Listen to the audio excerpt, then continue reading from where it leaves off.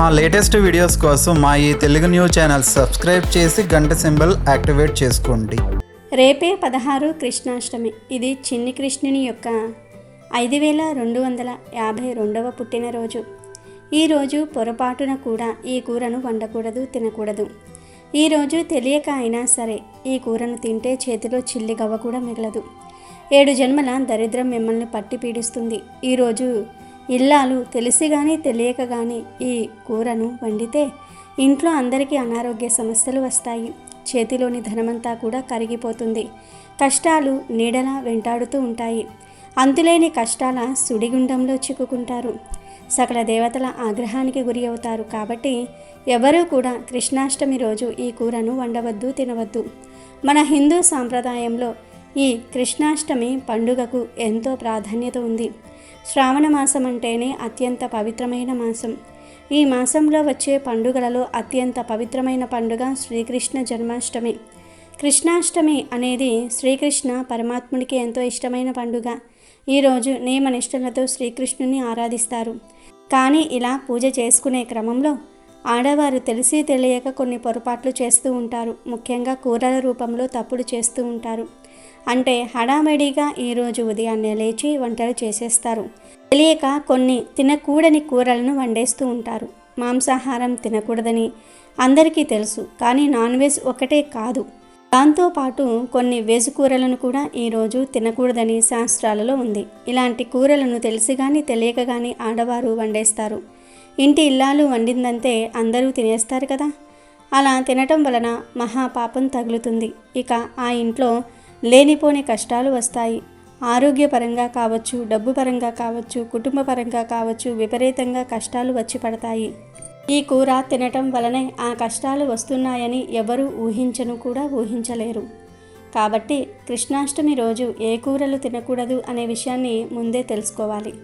అంతేకాదు, కృష్ణాష్టమి రోజు తెలియక ఈ కూరను తినేయటం వలన మీరు చేసిన పూజా ఫలితం కూడా పోతుంది.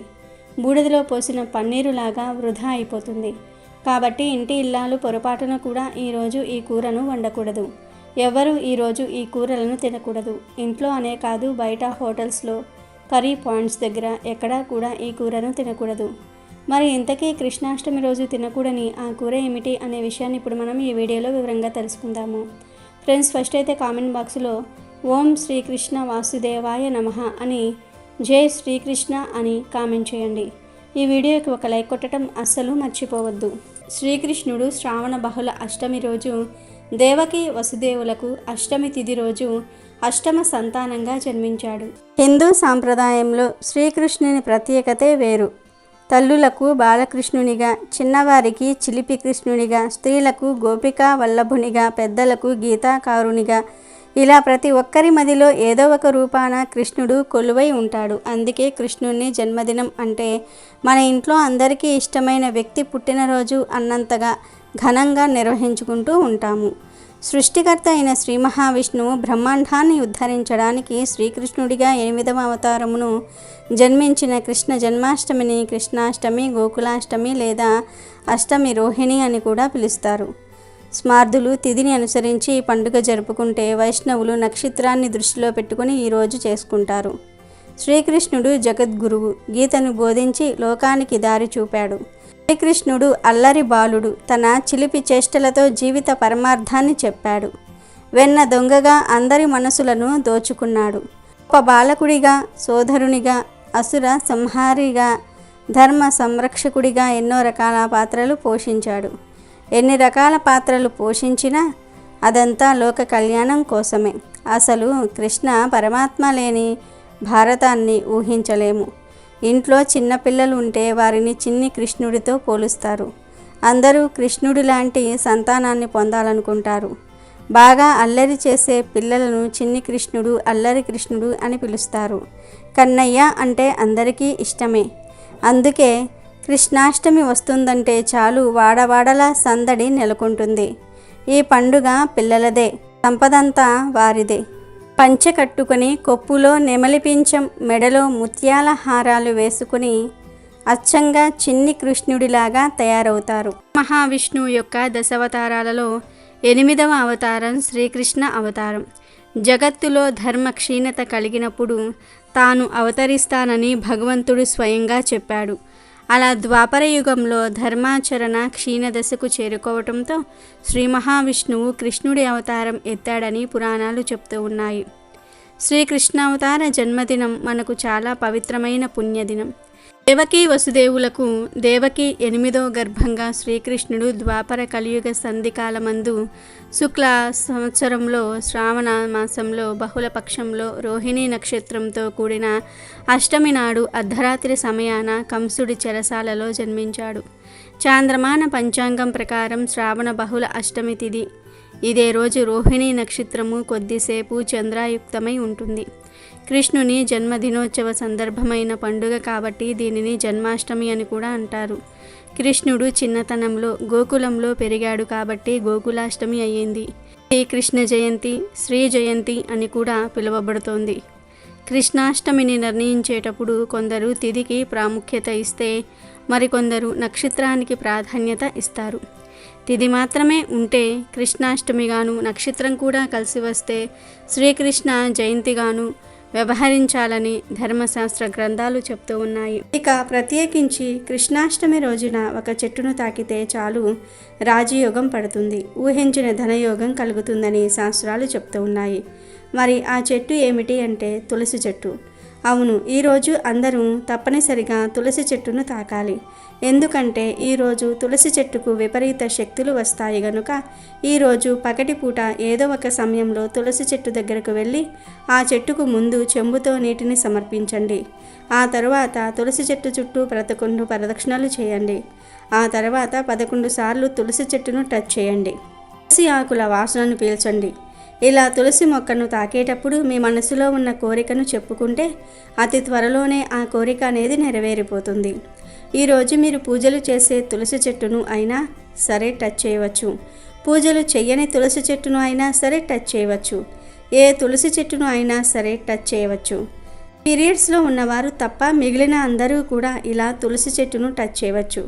ఇలా తులసి చెట్టును తాకిన తర్వాత ఒక 2 నిమిషాలు ఆ తులసి చెట్టు దగ్గరలోనే కూర్చోండి. అంటే తులసి ఆకుల స్మెల్ వచ్చేటట్టు దగ్గరలో కూర్చోవాలి, దూరంగా కూర్చోకూడదు. అలా తులసి చెట్టు దగ్గర కూర్చొని తులసి చెట్టు నుండి వచ్చే గాలిని ఆస్వాదించండి. ముఖ్యంగా ఈరోజు తులసి వనానికి వెళ్ళి ఆ వనంలో తులసి మొక్కను తాకి అక్కడ 2 నిమిషాలు కూర్చుంటే చాలా మంచిది. తులసి వనం లేకపోతే జస్ట్ ఇంటి దగ్గర పెంచుకునే తులసి చెట్టును తాకినా చాలు రాజయోగం పడుతుంది. మీ ఒంట్లోని రోగాలు నయమైపోతాయి, చక్కని ఆరోగ్యం కలుగుతుంది, మీ జాతకం మారిపోతుంది. ఈరోజు ఈ ప్రాసెస్ అంతా కూడా చేయలేని వారు జస్ట్ తులసి మొక్కను తాకినా చాలు. అందులోని అద్భుత శక్తులు మీ ఒంట్లోకి ప్రవేశించి దోషాలన్నీ కూడా పోతాయి. దరిద్రం వదిలిపోతుంది, రాజయోగం పడుతుంది, కోట్ల వర్షం కురుస్తుంది. మీ జాతకం, మీ జీవితం కూడా మారిపోతుంది. మీ ఒంట్లోని నెగిటివ్ ఎనర్జీ, నెగిటివ్ శక్తులన్నీ కూడా తులసి లాగేసుకుంటుంది. పాజిటివ్ ఎనర్జీని, పాజిటివ్ శక్తిని ఇస్తుంది. ధన సమస్యలు పోయి ధనలాభం కలుగుతుంది. స్వయంగా శ్రీ మహాలక్ష్మి స్వరూపం తులసి. అందుకే శ్రీ మహావిష్ణువుకు తులసి అత్యంత ప్రీతిపాత్రమైనది. మన సనాతన ధర్మంలో తులసిని ఎన్నో విధాలుగా స్తుతించారు. తులసి లేని ఇల్లు కళావిహీనం అని చెప్పారు. తులసి చెట్టు మనుషులను, ఇంటిని, వాతావరణాన్ని పవిత్రం చేస్తుంది, పుణ్యాన్ని ప్రసాదిస్తుంది, శారీరక మానసిక ఆరోగ్యాన్ని ఇస్తుంది. తులసి శ్రీకృష్ణుడికి అతి ప్రీతిపాత్రమైంది.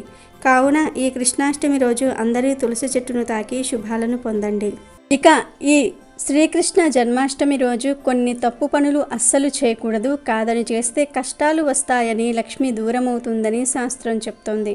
మరి ఆ పనులలో మొట్టమొదటి పని ఏమిటి అంటే ఈరోజు చిన్నపిల్లలందరిలో శ్రీకృష్ణుణ్ణి చూడాలి.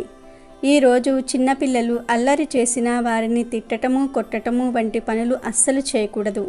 చిన్న పిల్లలపై కోప్పడకూడదు. పెద్ద పిల్లలకు డబ్బులు కానీ, చాక్లెట్లు కానీ, బట్టలు కానీ ఇస్తే చాలా మంచిది. అలాగే ఈ కృష్ణాష్టమి రోజు నెలసరిలో ఉన్న ఆడవారు ఎట్టి పరిస్థితుల్లోనూ పూజ చేయకూడదు. అదని పూజా కార్యక్రమాలలో పాల్గొంటే కష్టాలు ఎదురవుతాయి. ఇక ఈ కృష్ణాష్టమి రోజు కృష్ణుడికి ఎంతో ఇష్టమైన గోవులను కొట్టిన, హింసించిన తరతరాలకు తరగని దరిద్రం చుట్టుకుంటుంది. ఇంటికి అస్సలు మంచిది కాదు. శ్రీకృష్ణ జన్మాష్టమి రోజు భార్యాభర్తల సంగమం నిషేధం. అలాగే ఈరోజు ఎట్టి పరిస్థితుల్లోనూ మద్యము మాంసము జోలికి వెళ్ళకూడదు.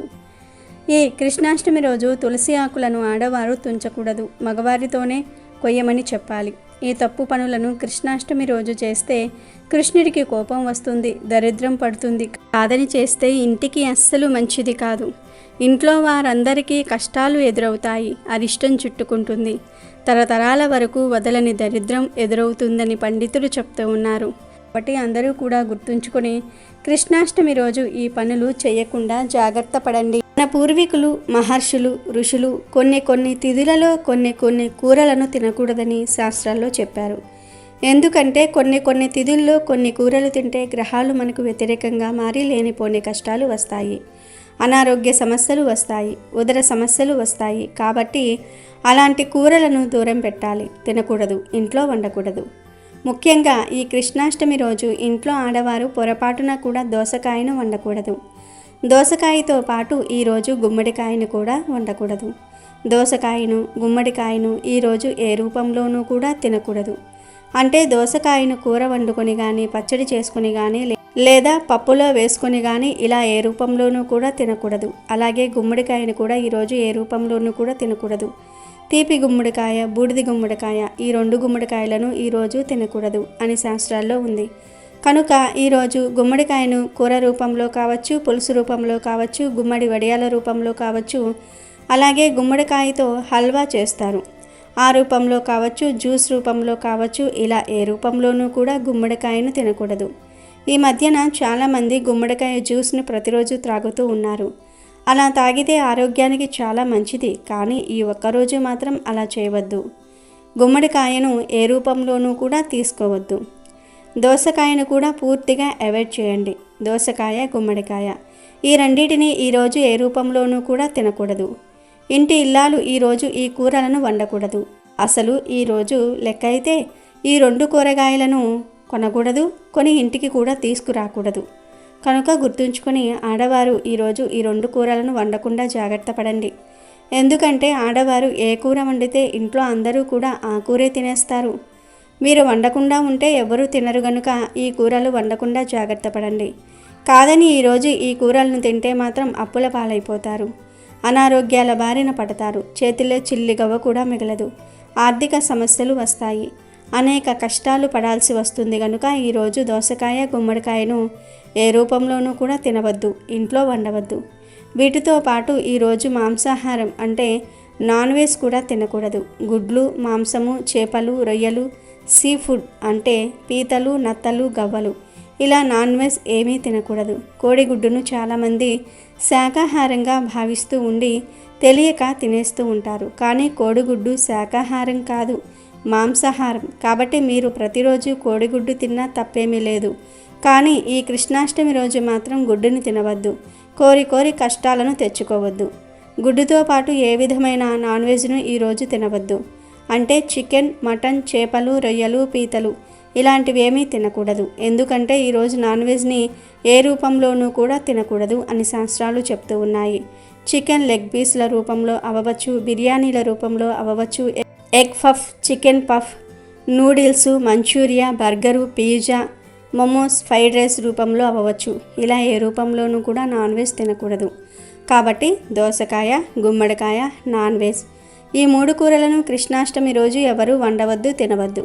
కాదని వండినా తిన్నా కష్టాల పాలవుతారు, చేతిలో చిల్లి గవ్వ కూడా మిగలదు, అప్పుల పాలైపోతారు, దరిద్రం పడుతుంది. 7 జన్మల వరకు ఆ దరిద్రం మిమ్మల్ని వదలదు. ఒకరి దగ్గర చెయ్యి చాచి అడుక్కోవలసిన పరిస్థితి వస్తుంది, మహాపాపం తగులుతుంది, సకల దేవతల ఆగ్రహానికి గురి అవుతారు, ధనమంతా ఖర్చయిపోతుంది, ఆర్థిక కష్టాలు ఎదురవుతాయి, చేతిలో ధనం మిగలదు, అప్పుల పాలైపోతారు, భవిష్యత్తులో సమస్యలను ఎదుర్కోవాల్సి వస్తుంది. కాబట్టి మీరు కూడా ఈ కృష్ణాష్టమి రోజు ఈ పదార్థాలు తినకుండా చాలా జాగ్రత్తగా ఉండండి. ఇక కృష్ణుడి పుట్టినరోజు అయినటువంటి కృష్ణాష్టమి రోజున మందారాకుతో ఒక పరిహారం చేస్తే చాలు, మీరు కోటీశ్వరులుగా మారిపోతారు, బంగారం కొంటూనే ఉంటారు అని శాస్త్రాలు చెప్తూ ఉన్నాయి. అసలు ఏం చేయాలి అంటే ఏమీ లేదు. కృష్ణాష్టమి రోజు చక్కగా ఒక మందార ఆకును తెచ్చుకోండి. ఇంటి దగ్గర మందార చెట్టు ఉంటే ఆ చెట్టు నుండి కోసి తెచ్చుకోండి. లేదంటే ఇరిగింట్లోనో పొరిగింట్లోనో ఎవరి దగ్గర మందార చెట్టు ఉంటే ఆ చెట్టు నుండి మందార ఆకు కోసి తెచ్చుకోండి. వారిని అడిగి కోసి తెచ్చుకోండి. అంతేగాని చెప్పా పెట్టకుండా కోసేయవద్దు. మంచిగా పెద్ద సైజులో ఉండే మందార ఆకును కోసి తెచ్చుకోండి. మందార ఆకులకు మన కోరికలను తీర్చే శక్తి ఉంది కనుక ముందు మందార ఆకును కోసి తెచ్చుకోండి. తర్వాత ఈ మందార ఆకును చక్కగా ఒక రాగి ప్లేట్లో కానీ, ఒక ఇత్తడి ప్లేట్లో కానీ, వెండి ప్లేట్లో కానీ పెట్టండి. పెట్టే ముందు ఆకు మీద స్వస్తిక్ గుర్తు వేయండి. పసుపుతో స్వస్తిక్ గుర్తును వేయండి. తర్వాత కొంచెం కందిపప్పును కానీ లేదా ఎర్రపప్పును కానీ ఈ మందార ఆకు మీద వేయండి. ఆకు మీద ఎంత పప్పు పడుతుందో అంత పప్పు వేయండి చాలు.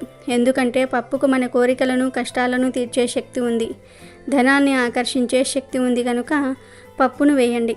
ఈ పప్పును ఒక అర్ధగంట నానబెట్టి ఆ తర్వాత మందార ఆకు మీద వేయండి.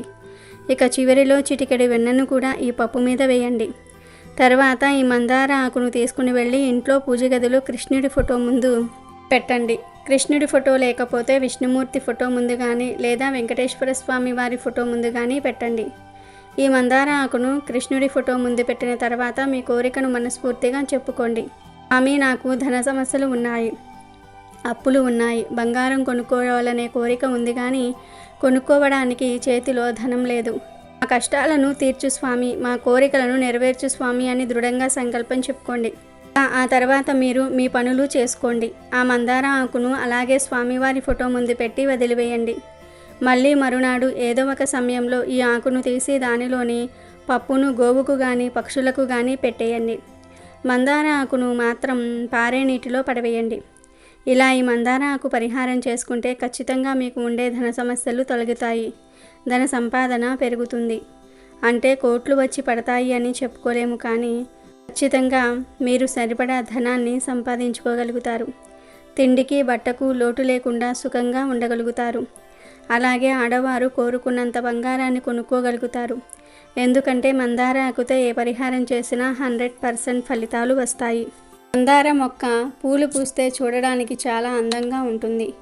ఈ మొక్క ఎన్ని పూలు పూస్తే అంత సంపద మన ఇంట్లోకి వస్తుందని పెద్దలు చెప్తూ ఉంటారు. దేవతా పూజకు కూడా మనం మందార పువ్వులను ఉపయోగిస్తూ ఉంటాం. దేవతా వృక్షాలలో మందార చెట్టుకు ప్రత్యేకమైన స్థానం ఉంది. అన్ని కాలాలలో పూలు పూసే ఈ మందార మొక్కను ఇంట్లో పెంచుకుంటే ఇంట్లోని వారికి ధనానికి లోటు ఉండదు. ఎర్రని మందార పువ్వులను దేవతా ఆరాధనలో ఎవరైతే వినియోగిస్తారో వారి కోరికలను భగవంతుడు తప్పక నెరవేరుస్తాడని పురాణాలలో చెప్పబడింది. ఎర్ర మందారం చెట్టును ఇంట్లో పెంచి బయటకు వెళ్ళేటప్పుడు ఆ మొక్కను చూస్తూ బయటకు వెళ్ళటం వల్ల అంతా శుభమే కలుగుతుంది. చెట్టంతా పూలు పూసిన మందార చెట్టును చూస్తే మనసంతా ఎంతో ఆహ్లాదకరంగా మారుతుంది. మానసిక పరమైన దోషాలను కూడా మందార చెట్టు తొలగించేస్తుంది. ఈ మొక్కను ఇంట్లో సింహద్వారానికి కుడివైపు ఉండేలాగా పెంచుకుంటే చాలా మంచిదని పండితులు చెప్తూ ఉన్నారు. అంతేకాదు ఎర్ర మందార పువ్వును తలలో పెట్టుకోవటం వల్ల స్త్రీలు దీర్ఘ సుమంగలిగా ఉంటారని ఒక నమ్మకం కూడా ఉంది. కనుక మీరు కూడా ఈ కృష్ణాష్టమి రోజున మందార చెట్టు యొక్క ఆకుతో ఈ పరిహారాన్ని చేసి శుభ ఫలితాలను పొందండి. తిరుమల శ్రీవారి ఆలయంలో స్వామికి కృష్ణాష్టమి రోజున ప్రత్యేక పూజలు నిర్వహిస్తూ ఉంటారు. శ్రీకృష్ణుడు గోవులను సంరక్షిస్తాడు కాబట్టి కృష్ణాష్టమి రోజు గోవు కనిపిస్తే ఇలా చేయమని పండితులు చెప్తూ ఉన్నారు. మన సనాతన ధర్మంలో గోవుకు ప్రత్యేకమైన స్థానం ఉంది. గోవు ఎక్కడ ఉంటే గోవిందుడు అక్కడ ఉంటాడు. గోపాలుడైన ఆ శ్రీకృష్ణ పరమాత్మకు గోవులంటే అత్యంత ప్రీతి. గోవు కృష్ణాష్టమి రోజు కనిపిస్తే ఖచ్చితంగా ఆ ఆవును పూజించండి. ఈరోజు ఏమి చేసినా చేయకపోయినా గోవును పూజిస్తే చాలు, సకల ఐశ్వర్యాలు కలుగుతాయి. ఈరోజు గోవు కనిపిస్తే ఆ గోవుకు ఒక నమస్కారం చేసుకొని తోటకూర బెల్లము కలిపి తినిపించండి. అంటే తోటకూర ఆకులను తీసి దానితో బెల్లం తురుము కొంచెం కలిపి ఒక ప్లేట్లో వేసి తినిపించండి. ఇలా కృష్ణాష్టమి రోజు గోవుకు తోటకూర తినిపిస్తే కలిగే పుణ్యం అనంతమైనది. శ్రీకృష్ణ భగవానుని అనుగ్రహం త్వరగా కలుగుతుంది. సకల దేవతల ఆశీర్వాదం కలిగి సకల శుభాలు కలుగుతాయి. తరతరాలకు తరగని ఐశ్వర్యము అదృష్టము వరిస్తుంది. కనుక కృష్ణాష్టమి రోజు గోవు కనిపిస్తే అందరూ కూడా ఈ విధంగా చేసి శుభ ఫలితాలను పొందండి. ఈ పండుగ రోజున ఈ చిన్ని కృష్ణయ్య బాల్య చేష్టలను తలుచుకుని ప్రతి తల్లి మురిసిపోతుంది. పాపపుణ్యాలకు అతీతులైన బాలల్లో కనిపించే దివ్యత్వాన్ని వెల్లడి చేసే ఒక అరుదైన సందర్భం కృష్ణాష్టమి. ఈ పండుగ రోజున ఒంటిపూట భోజనం చేసి భక్తి శ్రద్ధలతో శ్రీకృష్ణనామ స్మరణ చేసిన వారికి మోక్షం లభిస్తుందని పురాణాలు చెప్తూ ఉన్నాయి. అంతేకాకుండా ఈ పండుగ రోజు ఇంటికి వచ్చే స్త్రీలకు తాంబూలము ఇస్తే చాలా మంచిది.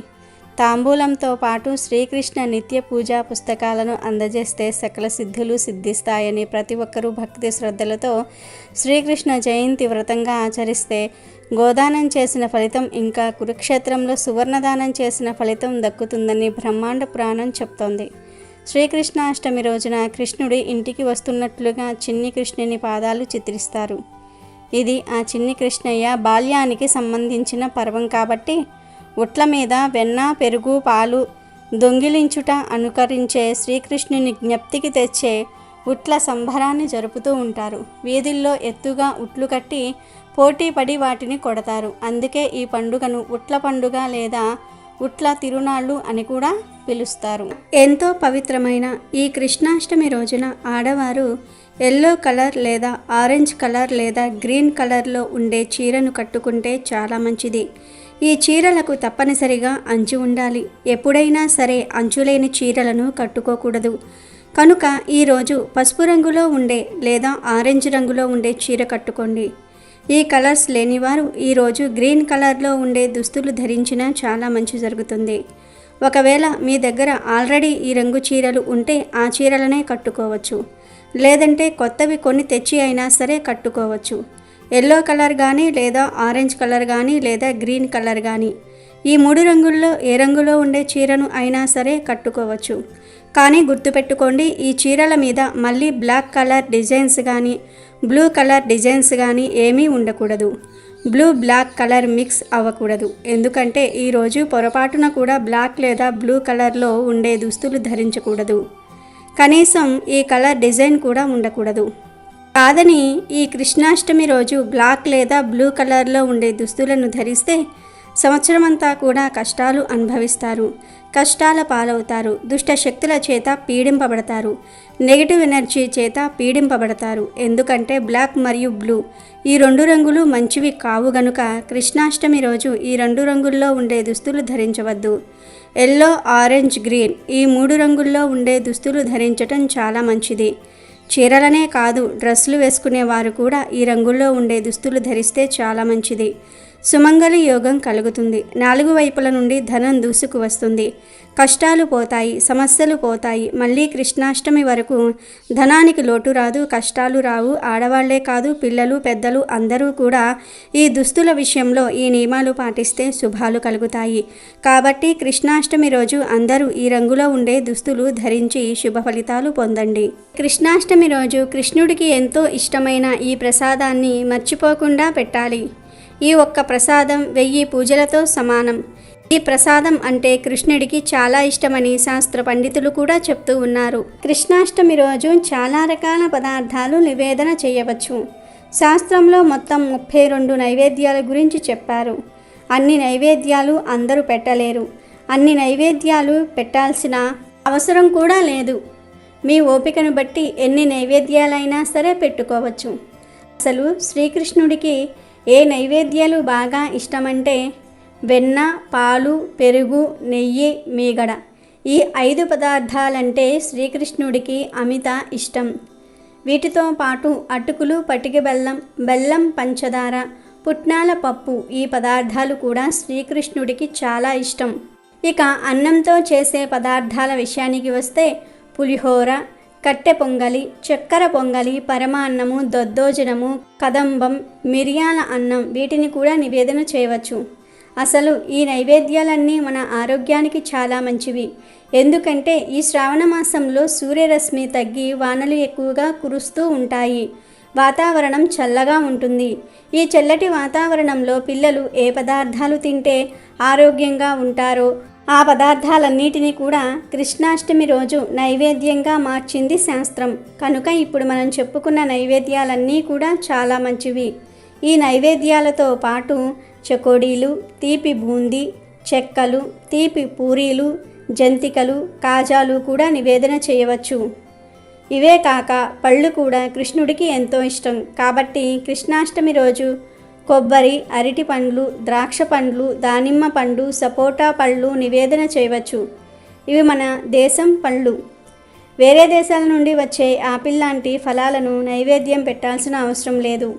మనకు విరివిరిగా దొరికే కొబ్బరి, అరటి పండ్లు, ద్రాక్ష పండ్లు, దానిమ్మ, సపోటా పండ్లను స్వామికి అమిత ప్రియమైనవిగా చెప్తారు. కాబట్టి ఈ పళ్ళను నివేదన చేయవచ్చు. ఇలా శాస్త్రంలో ఇంకా ఎన్నో రకాల నైవేద్యాల గురించి చెప్పారు. కానీ ఈ నైవేద్యాలన్నీ పెట్టాల్సిన అవసరం అయితే లేదు. ఈ నైవేద్యాలన్నీ పెట్టాలని రూల్ ఏమీ లేదు. ఇక కృష్ణాష్టమి రోజు ఈ నైవేద్యాలన్నీ చెయ్యలేని వారు ఒకే ఒక్క నైవేద్యం పెడితే అన్ని నైవేద్యాలు పెట్టిన ఫలితం వచ్చేస్తుందని పండితులు చెప్తూ ఉన్నారు. మరి ఆ నైవేద్యం ఏమిటి అంటే అటుకులు. ఈరోజు అటుకులను కానీ లేదా అటుకుల పాయసం కానీ, అటుకుల పోహ, ఇలా అటుకులతో ఏదైనా పదార్థం చేసి పెడితే కృష్ణుడు పొంగిపోతాడు. ఎందుకంటే అటుకులు కృష్ణుడికి చాలా ఇష్టమైనవి.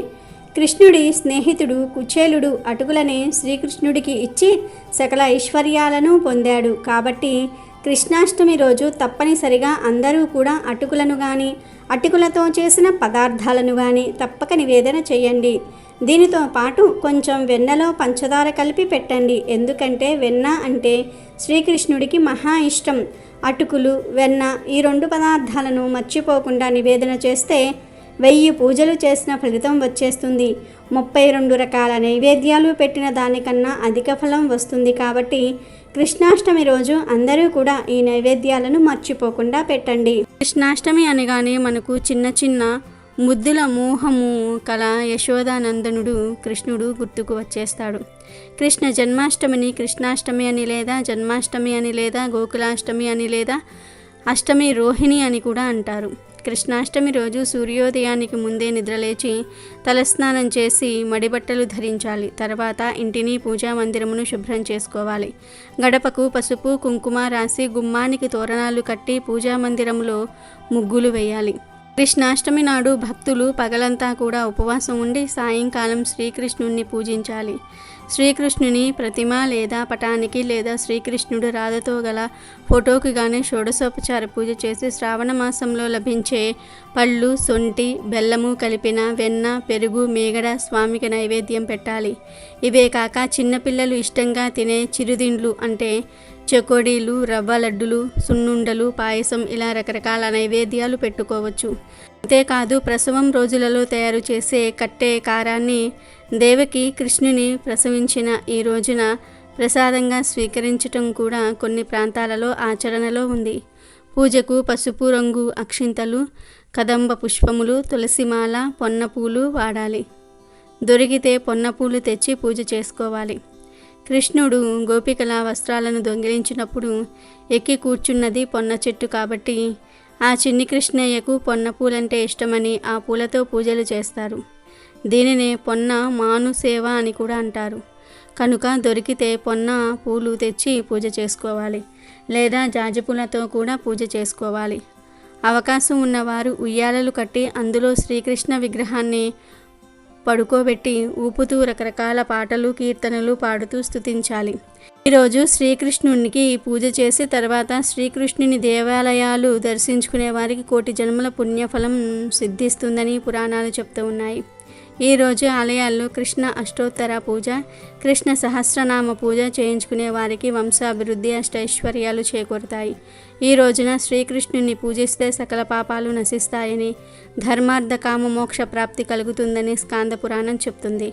సంతానం లేని వారు, వివాహం కావలసిన వారు ఈ పుణ్యదినాన బాలకృష్ణుని సంతాన గోపాల మంత్రంతో పూజిస్తే అనుకున్నది నెరవేరుతుంది. ఇక ఎంతో పవిత్రమైన ఈ కృష్ణాష్టమి రోజున ఒక ప్రత్యేకమైన ఆకును తింటే మీ దశ తిరిగిపోతుంది అని శాస్త్రాలు చెప్తూ ఉన్నాయి.